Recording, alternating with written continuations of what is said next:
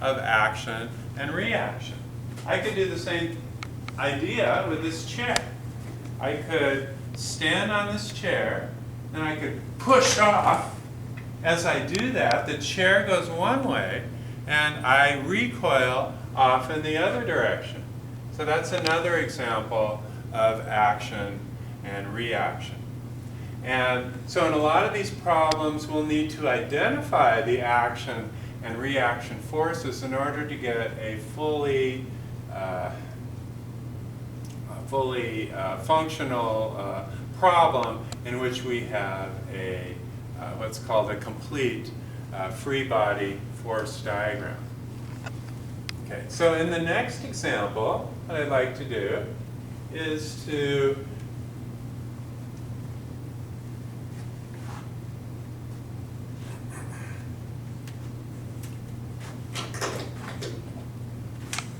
say we have Einstein in an elevator,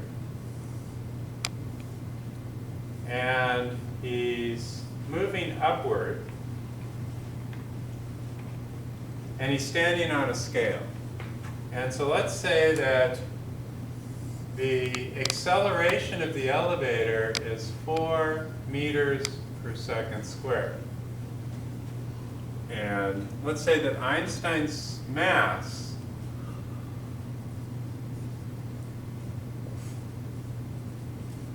is 100 kilograms. Okay, so Einstein's a little chunky here. That would be about 220 pounds, but it does a lot of work at the desk. Maybe doesn't get quite enough exercise, not enough work on his exercise bike. Okay, about 100 kilograms is an easy number to work with, and so Einstein's mass is 100 kilograms. Let's find his apparent weight.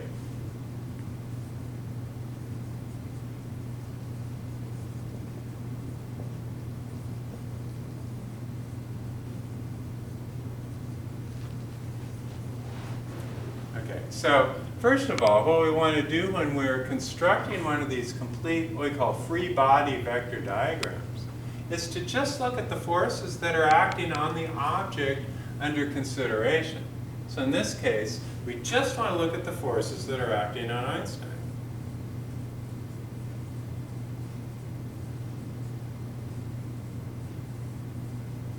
And not the forces on the elevator or on the scale or anywhere else.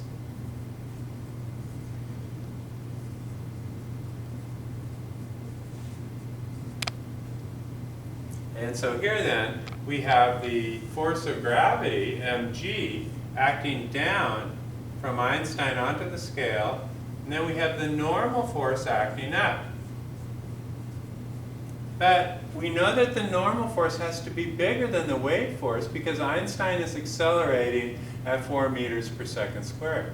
So that means that there has to be a net force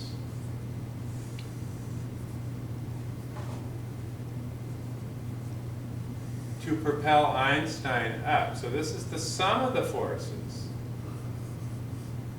That's the normal force and the mg force. So if the way to see this is to put the mg force at the head of the normal force vector, and then our sum of forces goes from the tail of the first to the head of the second. So that's the sum of the forces in this case. It's going to be mg minus the normal, F normal minus the mg force.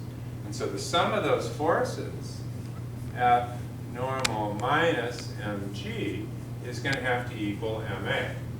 That's what we mean by the sum of the forces. Adding them up like vectors is mass times acceleration. And those are the only two forces acting on Einstein.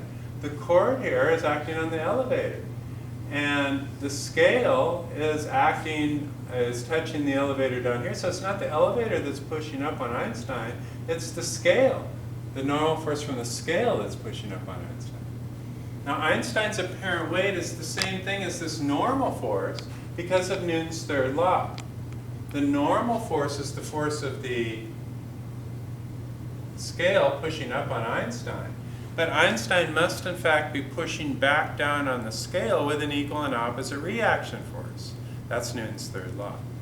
So by analyzing Newton's third law, we realize then that the apparent weight that we're looking for in the problem is the same thing as the normal force of the scale pushing up on Einstein.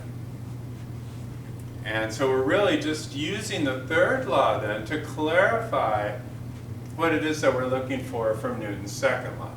Then we can write the normal force is equal to mg plus ma, or m times g plus a. And so we know then that the mass is 100 kilograms times the acceleration due to gravity is 10 meters per second squared plus a, which is 4 meters per second squared. So that gives us a normal force that's equal to 100 kilograms times 14 meters per second squared, or 1,400 newtons. Okay, so Einstein's original weight was 1,000 newtons.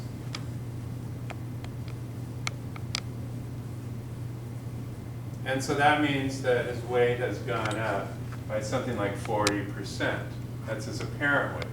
So he feels himself being pushed down into the scale harder than he would have if it weren't for the fact that the scale had to push back up on him to not only support his weight, but also to accelerate him at 4 meters per second squared.